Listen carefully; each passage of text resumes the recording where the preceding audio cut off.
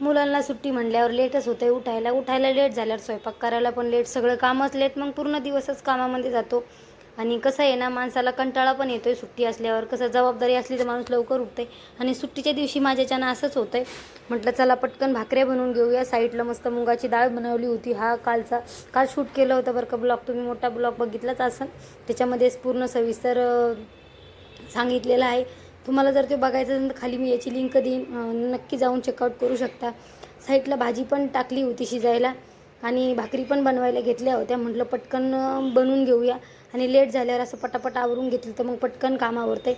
आणि स्वयंपाक झाल्याच्यानंतर बाकीचे कामं पण राहिले होते माझे करायचे. कपडे भरपूर होते माझे धुवायचे, कपडे पण धुवायचे पडले होते. म्हटलं कपडे भिजत घालून ठेवले होते आणि स्वयंपाक करायला लागले होते. मुलीची तब्येत पण बरी नव्हती माझ्या, ती ट्युशनला काही गेली नव्हती. भाकरी बनवून घेतल्याच्यानंतर मग बाकीचे कामं सगळे करून घेतले. म्हटलं कामं झाल्याच्यानंतर जे माझे दुपारचे कामं आहे ते राहिले होते करायचे, ते पण करून घेऊया. स्वयंपाक झाल्याच्यानंतर मग पटापट अगोदर काय केलं, स्वयंपाक झाल्यावर म्हटलं अगोदर जेवून घेऊया. गरम गरम मस्त भाकर कडक बनवली आणि लगेच जेवून घेतलं. म्हटलं जेवून झाल्याच्यानंतर बाकीचे कामं करून घेऊया.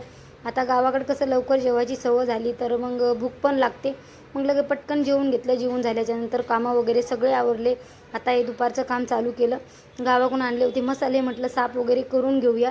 आणि अंबारी मसाल्याच्या पुड्या 2 आणल्या होत्या, पण एक रात्री खिचडी बनवली तर ती फोडली होती म्हणून ती काय दावली नाही.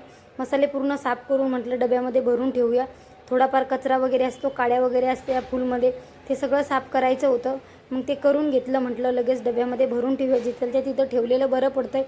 नाहीतर मग इथं तिथं पडतं सामान, ते मला काही आवडत नाही आहे. मी पटापट साफ करून डब्यामध्ये ठेवून दिलं. कसा वाटला ब्लॉग कमेंट करून सांगा. चला भेटूया दुसऱ्या ब्लॉगमध्ये. बाय.